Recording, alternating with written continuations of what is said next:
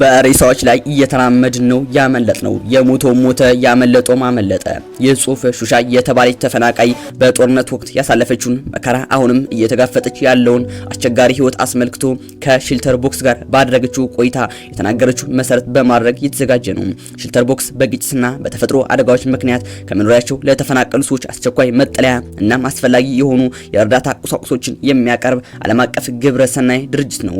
የገናን በዓል ስናከብር እነዚህን ጨምሮ በመላው ኢትዮጵያ ውስጥ በጦርነት ምክንያት የተፈናቀሉ ንጹሃን እንድናስብ መልእክታችን እናስተላልፋለን። ከግጭቱ በፊት የነበረን ህይወት፣ ግጭቱ ወደ መንደራችን ከመድረሱ በፊት እኔ እና ቤተሰቤ ጥሩ ህይወት ነበርን። ባለቤቴ እና እኔ ገበሬዎች ነበርን። በየቀኑ እንነግድ ነበር። የራሳችን የቤት እንስሳትም ነበሩን። ልጆቻችን ይማሩም ይጫወቱም እናም በስራ ያግዙን ነበር። 3 ክፍል ያለው ቤት ነበርን። ቤታችን ለ6 የቤተሰብ አባላት የሚበቃ እና ምቹ ነው። በዓላትን በደስታ እናሳልፍ ነበር። በተለይም የገናን በዓል በደንብ አድርገን ነበር የምናከብረው። ቡና ፍልተን ፈንድሻ ፈንድተን በጋራ የምንሰበሰብበት ጊዜም ነበር። ያ ሁሉ ትዝታ ግን ከአሁን ህይወታችን ጋር ሲነጻጸር እንደ ህልም ነው። ግጭቱ የተጀመረበት ቀን ጦርነት ወደ አካባቢያችን ሲመጣ ሁሉም ነገር ተቀየረ። ማንንም ማስጠንቀቂያ አልነበረም። ለመዘጋጀትም ጊዜ አልነበረንም። የታጠቀ ኃይል ሲገባ ሸሸን። ወደ ኋላ የቀሩትም ተገደሉ።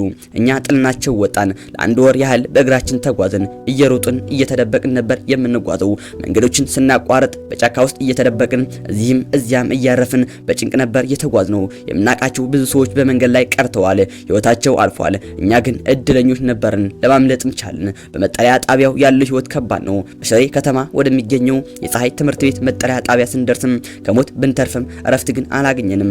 እዚህ በሺዎች የሚቆጠሩ ሰዎች አሉ።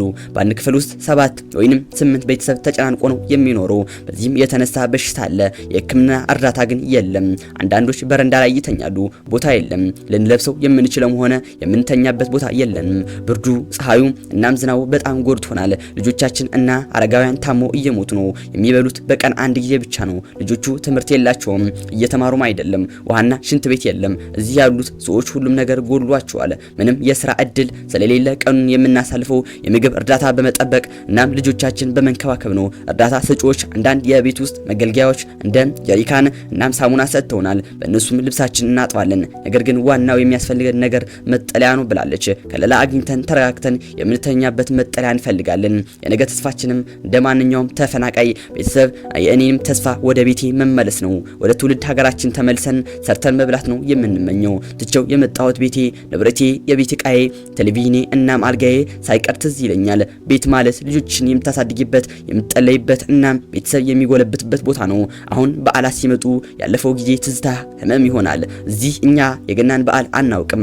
በዓላት የምናሳልፈው በጭቃ ቤት ውስጥ ነው ስትል ሀሳቧን አጋርታለች።